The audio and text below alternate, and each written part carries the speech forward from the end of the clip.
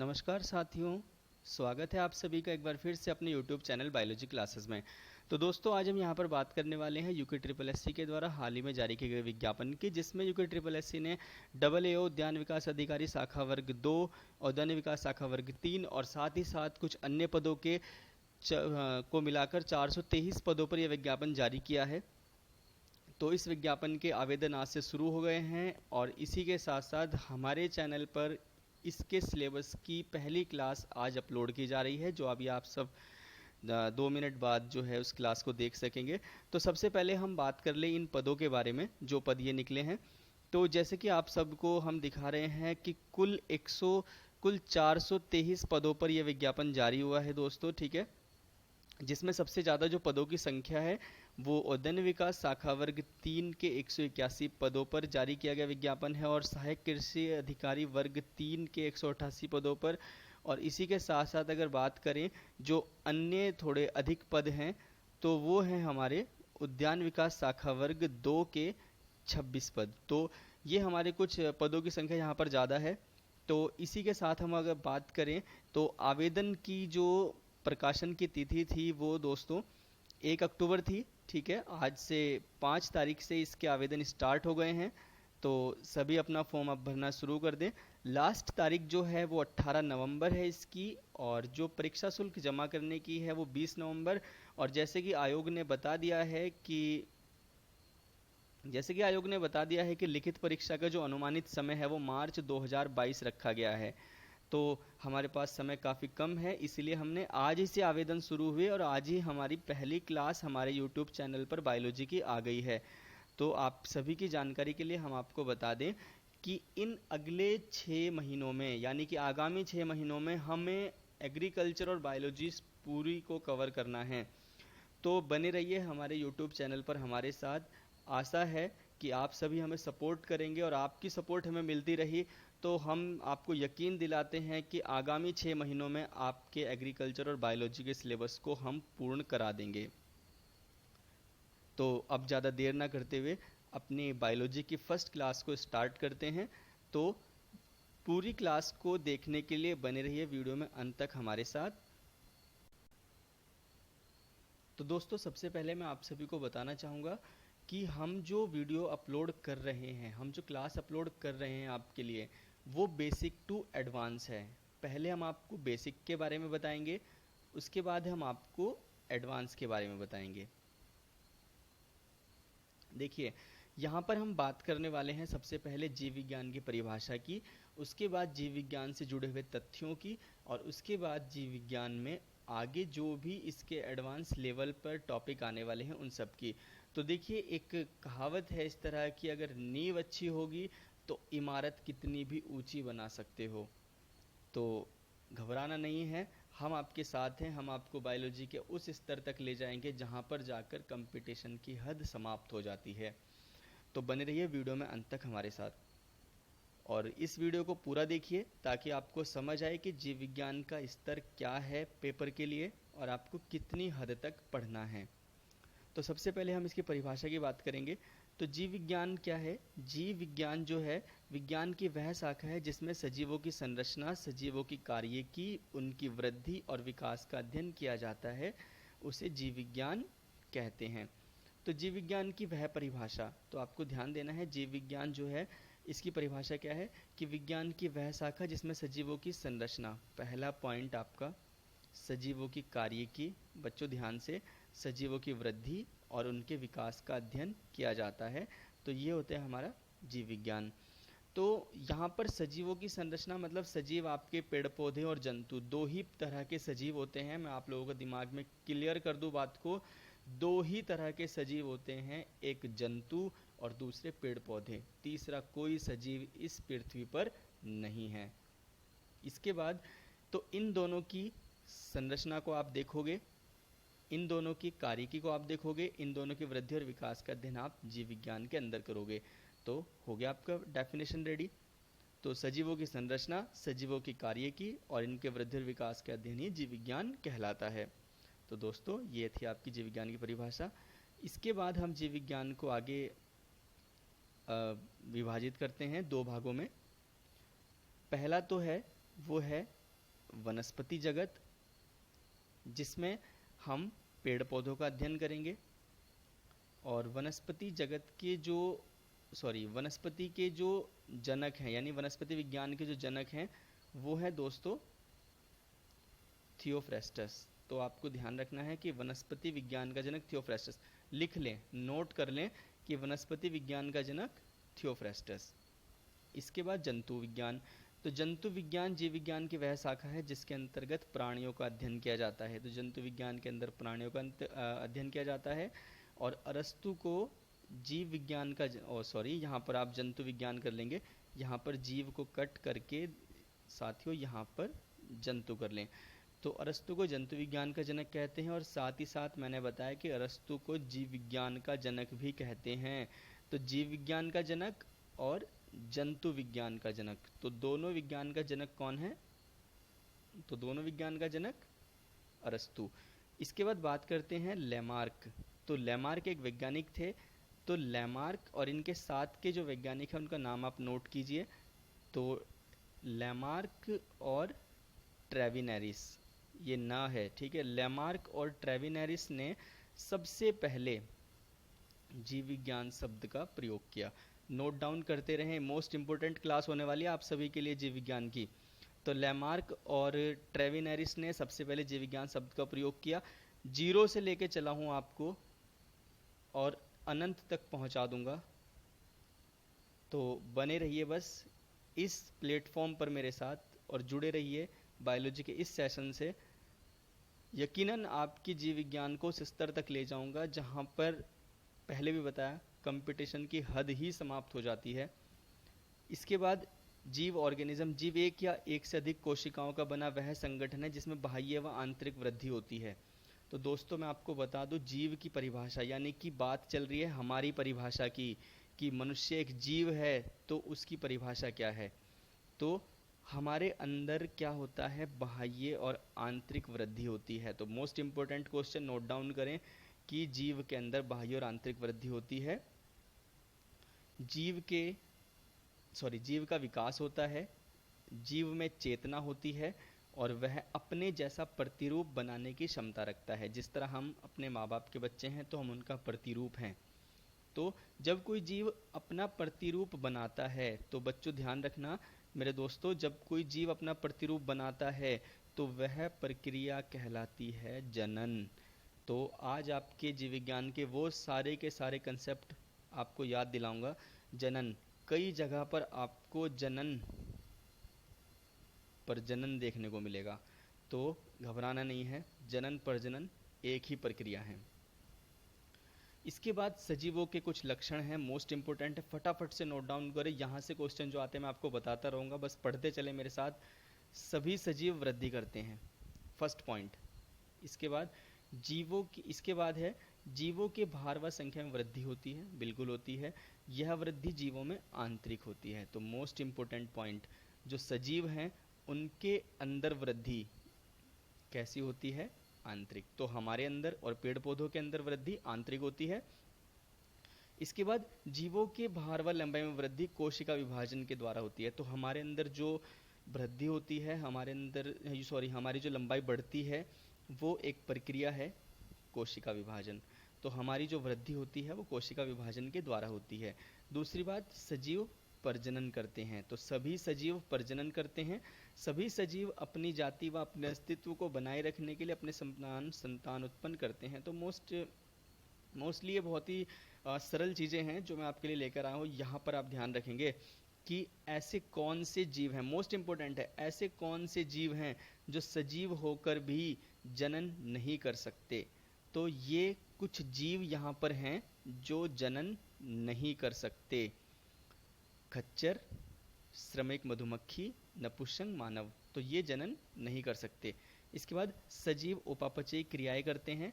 तो उपापचयी क्रियाएं मैं आपको बता दूं, कहीं भी वर्ड दिखाई दे इसका मतलब होता है आपके शरीर में होने वाली वो सभी रासायनिक क्रियाएं, ठीक है, क्या कहलाती हैं, उपापचयी क्रियाएं कहलाती हैं। तो आपके शरीर में चलने वाली सभी रासायनिक क्रियाएं उपापचयी क्रियाएं कहलाती हैं, जैसे कि पोषण, पाचन, स्वांगीकरण आदि। ये सभी जीवों के स्पष्ट अभिलाक्षणिक गुण होते हैं, यानी कि ये सभी उपापचयी क्रियाएं होती हैं। स्वांगीकरण के बारे में मैं आपको एक लाइन में बताता चलूँ। स्वांगीकरण क्या है? जब आपके पेट में भोजन पच जाता है तो उससे निकले हुए पोषण को जब आपका शरीर प्रयोग करता है, उपयोग करता है, तो वो प्रक्रिया कहलाती है दोस्तों स्वांगीकरण। इसके बाद सजीवों में उत्तेजना व चेतना पाई जाती है। बिल्कुल, सजीवों में उत्तेजना चेतना पाई जाती है, यानी कि उसके आसपास का वातावरण अगर गर्म होगा तो उसको गर्मी लगेगी, बाहर सर्दी होगी तो सजीव को सर्दी लगेगी। ठीक है। इसके बाद यहाँ पर बात करते हैं नेक्स्ट, जीव जगत में मानव सचेतना रहता है, मतलब मानव जो है अपने आप से अवगत है कि मेरे शरीर का तापमान कैसा है। इसके बाद जीवों का आकार जो है वो कैसा होता है? निश्चित होता है। सॉरी, यहाँ से देखेंगे, जीवों का आकार व आकृति निश्चित होती है। जीवों में जैविक क्रियाएं जैसे श्वसन, उत्सर्जन, प्रकाश संश्लेषण आदि क्रियाएं होती हैं। देखिए मेरी बात सुनिए, यहाँ पर कुछ प्रक्रियाओं की बात है। श्वसन प्रक्रिया है, उत्सर्जन प्रक्रिया है, प्रकाश संश्लेषण प्रक्रिया है। तो इसमें से इन सभी क्रियाओं को हम अपनी आने वाली जो क्लासेस हैं उनमें पढ़ेंगे, क्योंकि ये आपके बायोलॉजी के सिलेबस में अलग से टॉपिक है, तो उसको कवर करेंगे नेक्स्ट क्लासेस में। थोड़ा थोड़ा सा मैं आपको बता दूं, श्वसन में सांस लेना, यानी कि एक तरह सांस लेने के बाद फिर उस ऑक्सीजन का उपयोग करना। उत्सर्जन, शरीर से वेस्ट मटेरियल का बाहर निकालना। और प्रकाश संश्लेषण पौधों में होने वाली प्रक्रिया है जिसके द्वारा वो अपना भोजन बनाते हैं। जीवों में विभिन्नता, अनुकूलता, समन्वय, गतियाँ, जीवन संघर्ष आदि क्रियाएं होती हैं। तो मोस्ट इम्पोर्टेंट क्वेश्चन है कि यहाँ पर आपको जीवों में विभिन्नता पाई जाती है। अनुकूलता का मतलब है कि जब हम सर्दियों के स्थान से गर्मियों के स्थान पर जाते हैं तो वहाँ पर हम अपने आप को ढाल लेते हैं, और ये प्रक्रिया अनुकूलन कहलाती है। समन्वय गतियाँ का मतलब कि जब आप किसी ठंडी वस्तु को या गर्म वस्तु को छूते हैं तो छूने पर आपको एहसास होता है कि वह गर्म है या ठंडी है, तो यही आपकी समन्वय गति होती है। जीवन संघर्ष, यानी कि जब दो जीव आपस में लड़ते हैं और लड़ने के बाद एक हार जाता है दूसरा जीत जाता है, तो ये होता है जीवन संघर्ष, जिसके द्वारा वो अपने अस्तित्व को बना के रखते हैं। और अंततः जीव की क्या होती है? मृत्यु। तो ये तो वो इम्पोर्टेंट ऐसा है नहीं है, लेकिन ये भी आपको बता दें, जीव की अंततः मृत्यु होती है। मोस्ट इम्पोर्टेंट पार्ट, यहाँ से कुछ चीज़ें क्वेश्चंस में बनने वाली हैं। तो शुरू करते हैं। नेक्स्ट टॉपिक हमारा जैव विविधता। तो जैव विविधता क्या है? हम अपने चारों ओर अनेक प्रकार के पेड़ पौधे, जीव जंतु, कीट पक्षी, अन्य प्राणी देखते हैं। सूक्ष्म जीवाणु से लेकर गाय हाथी तक, शैवाल से लेकर विशाल वृक्षों से सहित विभिन्न परिमाण, आकार व संरचना वाले लगभग 1.8 मिलियन। तो ये है आपका जैव विविधता से इम्पोर्टेंट क्वेश्चन कि 1.8 मिलियन सजीव ज्ञात हैं। तो वर्तमान में अभी तक कितने सजीव ज्ञात हैं? तो वर्तमान में अभी तक 1.8 मिलियन सजीव ज्ञात हैं। एनसीईआरटी से क्वेश्चन है बच्चों, लिख लो, वर्तमान में अभी तक 1.8 मिलियन सजीव ज्ञात हैं। इसके बाद जीवों की इस बड़ी संख्या को ही वाली विविधता को ही जैव विविधता कहते हैं। तो जब जीव इतनी बड़ी संख्या में हैं, मतलब अलग अलग तरह के हैं सब, तो इस तरह की विविधता को ही जैव विविधता कहते हैं। अब भाई जब जीव अलग अलग हैं, सबकी विविधता अलग अलग है, तो उसके लिए क्या होगा? सभी जीवों को पहचानना आवश्यक है। तो पहचानना आवश्यक है तो उसके लिए एक प्रक्रिया बनाई गई, नामकरण, कि हर एक जीव को एक नाम दे दिया जाए।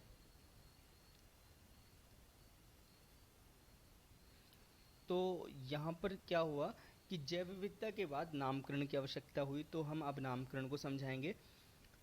तो एक ही जाति के जीवों को, यहाँ पे क्या आएगा, सॉरी, हाँ प्रिंटिंग मिस्टेक हुई। तो एक ही जाति के जीवों के अनेक स्थानीय नाम होते हैं, अतः अंतर्राष्ट्रीय स्तर पर इन्हें पहचानना कठिन होता है, इसलिए जीवधारियों को अंतर्राष्ट्रीय नाम दिया जाता है। और यह नाम जीव का एक मानक नाम होता है, जिससे वह उस नाम से पूरे विश्व में जाना जाता है। तो यहाँ पर मैं आपको समझाना चाहूँगा, मान लीजिए कि यहाँ पर हम एक गुलाब की बात करते हैं। अपने भारत में हम कहते हैं हमें गुलाब चाहिए, तो हमें वो गुलाब दे देगा। लेकिन अगर आप विश्व में जाकर, दूसरे देशों में जाकर कहेंगे हमें गुलाब दीजिए, तो वो नहीं जानेंगे कि गुलाब क्या है। लेकिन अगर हाँ, गुलाब का वैज्ञानिक नाम रख दिया गया रोज़ा इंडिका, अगर आप भारत में मांगेंगे रोज़ा इंडिका चाहिए, तो आपको गुलाब देगा। आप विश्व में दूसरे देशों में जाएंगे तो कहेंगे मुझे रोज़ा इंडिका चाहिए, तो वहाँ पर भी आपको गुलाब मिलेगा। तो इसलिए एक ऐसा नाम रख दिया गया जिससे उस जीव को उस एक ही नाम से पूरे विश्व में जाना जाने लगा। तो इस तरह विभिन्न जीवों के नामकरण की प्रक्रिया चलाई गई, जिसमें जीवों का एक वैज्ञानिक नाम दिया गया और यह इस नाम से ही उस जीव को पूरे विश्व में जाना गया। तो इस प्रक्रिया को ही दोस्तों क्या कहा गया? नामकरण कहा गया। तो जीवों को पहचानना और उनका अध्ययन करने को सरल बनाने के लिए ही नामकरण जो पद्धति है उसको अपनाया गया। इसके बाद बात करते हैं, देखिए यहाँ पर लिखा भी है कि अध्ययन को सरल बनाने के लिए वैज्ञानिक प्रत्येक जीव को एक वैज्ञानिक नाम देने की प्रक्रिया बनाई। तो यहाँ पर बस आपके पढ़ने के लिए है, ऐसा कोई इम्पोर्टेंट था नहीं। इसके बाद यहाँ से नोट डाउन करें ICBN। क्वेश्चन आता है ICBN का पूरा नाम। तो ICBN का पूरा नाम है international code of botanical nomenclature. इसके बाद किसी भी जीव का नाम रखने के लिए महत्वपूर्ण नाम पद्धति को ध्यान में रखा जाता है। तो सबसे पहली जो पद्धति है वो है द्विनाम पद्धति। तो द्विनाम पद्धति से क्वेश्चन आता है कि द्विनाम पद्धति को किसने बताया? तो यहाँ पर आपके सामने है कि द्विनाम पद्धति को सबसे पहले कैरोलस लीनियस ने बताया था। तो सबसे पहले किसने बताया? कैरोलस लीनियस ने बताया। तो यहाँ पर आप ईयर भी याद रखें, 1751 में सबसे पहले द्विनाम पद्धति को कैरोलस लीनियस ने बताया था। कई जगह पर आपको अगर ईयर 1753 मिले तो वो भी सही है, दोनों एक साथ नहीं आएंगे, या तो आएगा 1753 या आएगा 1751। तो इनके अनुसार, तो कैरोलस लीनियस के अनुसार प्रत्येक जीव का वैज्ञानिक नाम मोस्ट इम्पोर्टेंट 2 शब्दों से बनता है। तो वैज्ञानिक नाम 2 शब्दों से बनता है। पहला शब्द वंश का, दूसरा शब्द जाति का। तो 2 शब्दों में आपको ध्यान रखना है, पहला वंश, दूसरा जाति। इसके बाद द्विनाम पद्धति के कुछ नियम बताए गए, फटाफट से लिख लें। जीव का लैटिन भाषा में नाम लिखा जाता है, ठीक है। जैविक नाम में पहला शब्द वंश का, दूसरा शब्द जाति का होता है। तीसरा, जैविक नाम को तिरछे अक्षरों में रेखांकित करके लिखा जाता है, यानी कि तिरछे अक्षरों में लिखा जाएगा। इसके बाद यहाँ पर वंश का प्रथम अक्षर अंग्रेजी के बड़े अक्षर के रूप में और जाति का प्रथम अक्षर अंग्रेजी के छोटे अक्षर के रूप में लिखा जाता है। तो ये सिर्फ आपके पढ़ने वाली चीज़ें हैं, जैसे कि आम के नाम को पढ़ लेंगे आप। आम का वैज्ञानिक नाम मैंजीफेरा इंडिका है, जैसे कि मैंजीफेरा इंडिका में M कैपिटल दिख रहा है आपको और I स्मॉल। तो ये स्पीसीज़ का नाम है लास्ट वाला, और ये जिनस, यानी कि ये वंश का नाम है और ये जाति का नाम है। तो बाद वाला है जाति और शुरू वाला है वंश। तो वैज्ञानिक नाम में एक वंश होता है और दूसरा जाति। इसके बाद कई बार नाम के अंत में लेखक का नाम भी लिखा जाता है। इसके बाद है परिभाषा। तो यहाँ पर हम बात करने वाले हैं वर्गीकी की परिभाषा की, ठीक है। तो वर्गीकी क्या है? तो सिंपल सी परिभाषा डायरेक्टली ध्यान रख लेंगे। जीव जंतुओं, यहाँ पे देखिए एक बार, जीव जंतुओं पेड़ पौधों को उनकी समानता असमानता के आधार पर, यानी कि जीव जंतुओं और पेड़ पौधों को उनकी समानता और असमानता के आधार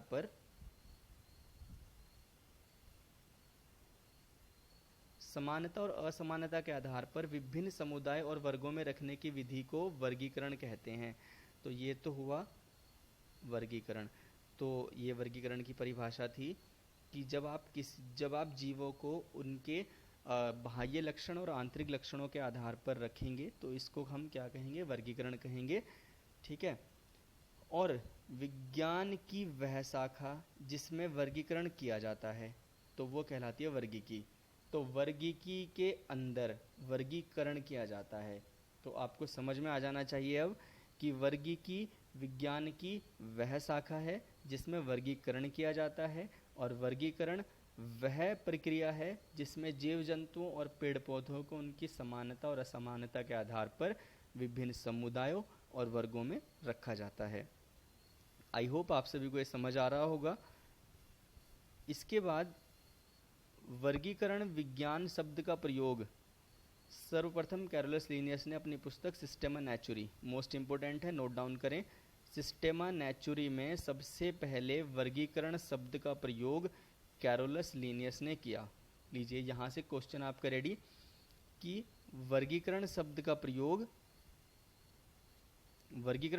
प्रयोग कैरोलस लीनियस ने सिस्टेमा नेचुरी पुस्तक में किया था। इसके बाद बात करते हैं नेक्स्ट। इसीलिए कैरोलस लीनियस को वर्गीकी का जनक कहते हैं। तो फादर ऑफ टैक्सोनॉमी कौन है? कैरोलस, नोट डाउन करें, father of taxonomy Carolus Linnaeus, note down कर लें और याद करें। इसके बाद आगे चलते हैं, फटाफट से ध्यान लगाएं कि जैव वर्गीकरण का उद्देश्य, जैव को भूल जाएं, इस वर्ड को ध्यान रखें। वर्गीकरण का उद्देश्य, क्वेश्चन आ सकता है कि वर्गीकरण का उद्देश्य निम्न में से है। तो अब आपको क्या करना है कि उद्देश्य ध्यान करना है, यानी कि पहला उद्देश्य है नामकरण पहचान, ये उद्देश्य लिखो, उद्देश्य प्रथम, ठीक है। और उसके बाद शेष जीवों के लक्षणों के बारे में अनुमान। तो जीवों के लक्षणों के बारे में अनुमान और नामकरण पहचान, तो ये है वर्गीकरण का उद्देश्य। वर्गीकरण का उद्देश्य नंबर 1 नामकरण पहचान, नंबर 2 जीवों के लक्षणों के बारे में अनुमान। इसके बाद वर्गक।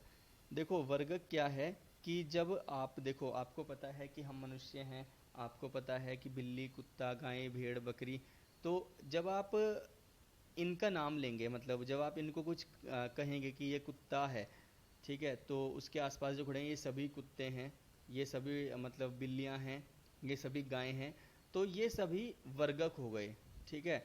और इन वर्गकों से मिलकर ही इससे बड़ा वर्गक बनेगा, यानी कि कुत्ते, बिल्ली, गायें सभी को आप जंतु कहेंगे। है तो वो अलग अलग, कुत्ता है, बिल्ली है, गायें हैं, सब अलग अलग हैं, लेकिन वो जब मिला लेंगे सबको तो आप उसको जंतु वर्गक कहेंगे कि ये जंतु में आते हैं। उसके बाद आप इसको क्या कहेंगे? स्तनधारी कहेंगे, क्योंकि सबके क्या हैं, सभी अपने बच्चों को जन्म देते हैं और फिर उनको दूध पिलाते हैं, तो इसलिए सब स्तनधारी हैं। तो स्तनधारी वो होते हैं जो अपने बच्चों को जन्म देते हैं और उनको दूध पिलाते हैं, तो वो स्तनधारी वर्ग में आते हैं। आपकी भाषा में मैं आपको समझाना चाहता हूँ, इसलिए। इसके बाद देखो यहाँ पर आपको क्या करना है कि यहाँ पर आपको चीज़ें समझ लेनी है अब कि वर्गीकी में, देखो यहाँ पर इसने बताया वर्गीकी संवर्ग कैटेगरी क्या है। वर्गीकरण में प्रयुक्त विभिन्न स्तरों को वर्गीकरण की इकाई कहते हैं। ये संवर्ग क्रमशः श्रृंखला में स्थित होते हैं। वर्गीकरण का सबसे छोटा संवर्ग जाति होता है।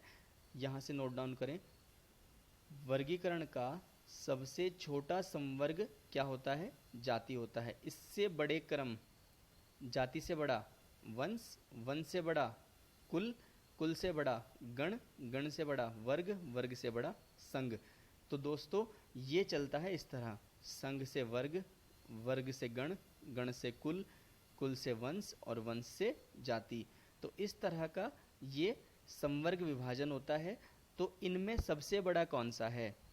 तो वर्गीकी संवर्ग में सबसे बड़ा कौन सा है? तो अब आपको पता चल गया होगा, सबसे बड़ा है संघ और सबसे छोटा है जाति, और ये है बीच के, ठीक है। तो यहाँ पर वर्गों में परिवर्तन है। देखो यहाँ पर वर्गों में परिवर्तन की बात की गई है। नए जीव जातियों की खोज और नए लक्षणों का समावेश करने के लिए जीवधारियों को भी उनके उचित स्थान पर रखना पड़ता है, इसलिए वर्गीकरण को बार बार बदलना पड़ता है। अब देखो क्या हुआ कि कुछ नई जातियाँ मिल गई। अब नई जाति मिली हिमालय में और हम हैं मैदानी इलाकों में, तो अब वो हिमालय में मिली तो हिमालय में ही उसको रखना पड़ेगा। अब हिमालय में उसको रखना पड़ेगा, इसलिए हमें देखना पड़ेगा कि उसके आसपास कोई उसके जैसा है क्या, ताकि हम उसको नाम दे सके। तो इसलिए वर्गीकरण को बार बार बदलना पड़ता है। नई जाति की जैसे जैसे खोज होगी तो वर्गीकरण को वैसे वैसे बदलना पड़ेगा। तो दोस्तों यहाँ तक हमारी आज की क्लास थी, जिसमें हमने आपको जीव विज्ञान की परिभाषा, जीव विज्ञान की शाखा, वर्गीकरण का महत्व, वर्गीकी, वर्गीकी के पिता, वर्गीकरण के पिता, ठीक है, और संवर्ग जो आपके वर्गीकी संवर्ग हैं, इसमें सबसे बड़ा संवर्ग, सबसे छोटा संवर्ग, और वर्गकों के बारे में बताया, वर्गक क्या होते हैं, ठीक है। जैव वर्गीकरण का उद्देश्य आपको बताया, ठीक है। तो यहाँ पर हमारी क्लास आज ख़त्म होती है। तो अगर आपको हमारी क्लास समझ आई है, पसंद आई है, तो हमारे चैनल को सब्सक्राइब करें, वीडियो को लाइक करें और हमें इसी तरह सपोर्ट करें, ताकि हम आपके लिए आने वाले समय में जीव विज्ञान की और भी ज़्यादा वीडियो लेकर आपके सामने आए। तो आपका सपोर्ट ही हमारे चैनल का जो है कॉन्फिडेंस होगा, जिससे हमारा चैनल आप सभी के लिए आगामी परीक्षाओं की तैयारी का जो अध्ययन सामग्री है वो लेकर आता रहेगा। तो मिलते हैं अपनी नेक्स्ट वीडियो में। सभी अपना ध्यान रखें और अपनी पढ़ाई में लगे रहें। धन्यवाद।